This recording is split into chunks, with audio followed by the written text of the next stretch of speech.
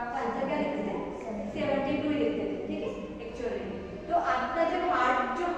Beat आपने तो heart rate देख लिया कितना है नॉर्मली हार्ट रेट, पर तब भी पेशेंट को क्या हो रहा है चेस्ट पेन हो रहा है, तब भी सीने में दर्द हो रहा है, उस हाथ में साथ ही साथ लेफ्ट हेड में भी दर्द हो रहा है, ठीक है। रेडिएट होना मतलब हाथ में तो फिर धीरे धीरे चेस्ट पे आया, धीरे धीरे शोल्डर या बैक पेन होने स्टार्ट हुआ, फिर इतना पेन स्टार्ट हुआ, तब भी पेशेंट का हार्ट रेट नॉर्मल है, पर इसी चेक करेंगे इसीलिए में चेंजेस भी आ सकते हैं। तो यहाँ पे ग्राफ देख रहे हो, तो आप क्या कर रहे हैं इसी में क्या कर रहे हैं हार्ट की इलेक्ट्रिकल एक्टिविटी चेक कर रहे हैं, ओके। जैसे आप कुछ मोबाइल चार्ज करते हो तो क्या होता है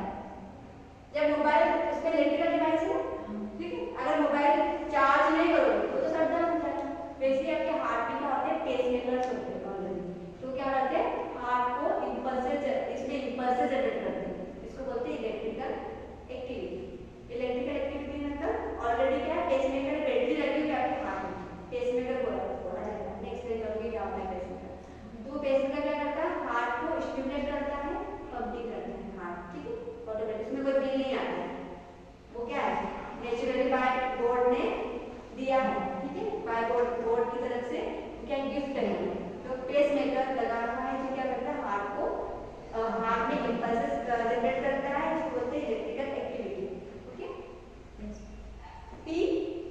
ये दिख रहा होगा आपको P that is atrial contraction, मैंने आपको कल बताया एट्रियम का आपके हार्ट में 4 चैम्बर होते हैं, राइट एट्रियम,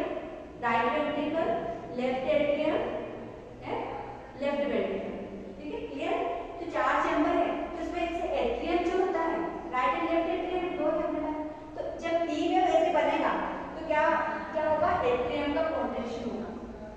कॉन्ट्रैक्शन के 3 नाम होते हैं बताओ, फर्स्ट इज डीपोलराइजेशन, कॉन्ट्रैक्शन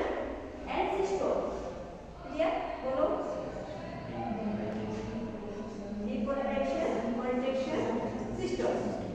तो पी वेव की कॉन्ट्रैक्शन हुआ, जैसे पी वेव का कॉन्ट्रैक्शन हुआ एट्रियम का कॉन्ट्रैक्शन हुआ पी वेव बना,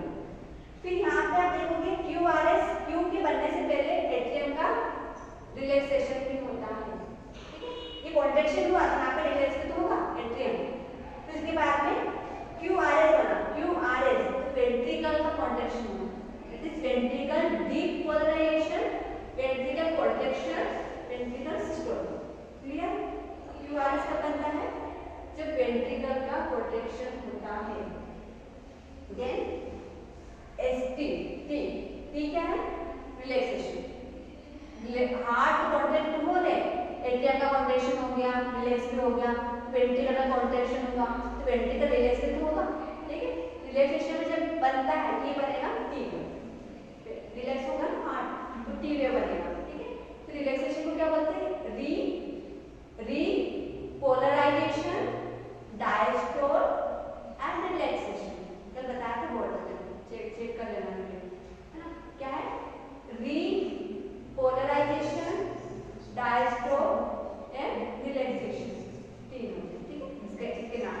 तो ये बना कि नॉर्मली आपका अपना क्या है इलेक्ट्रिकल एक्टिविटी अच्छी है हार्ट की, तो अपना वेव आपका ग्राफ कैसे बनेगा, पर जिसमें एब्नॉर्मैलिटीज होती है, जिसमें एट्रियल फिब्रिलेशन होता है तो इस तरीके से बनेगा। फिब्रिलेट मतलब एट्रियल में क्या है प्रॉपर्ली ब्लड नहीं पहुंच पा रहा है, ऑक्सीजन नहीं पहुंच पा रहा है, कुछ एब्नॉर्मैलिटीज है एट्रियल में, जिसकी वजह से क्या हो रहा है एट्रियल फिब्रिलेशन हो रहा है।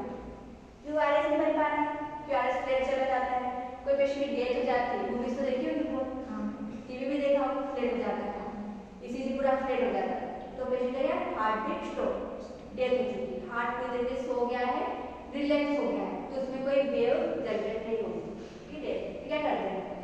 सीपीआर देते हैं, हाँ सीपीआर पंपिंग करते, सीपीआर देते तो क्या होता है हार्ट एकदम से पंपिंग करने लगता है, ओके क्लियर। नहीं चलो कल डिस्कस करते हैं, ये जब पढ़ते हैं तब भी लाइट जाती है।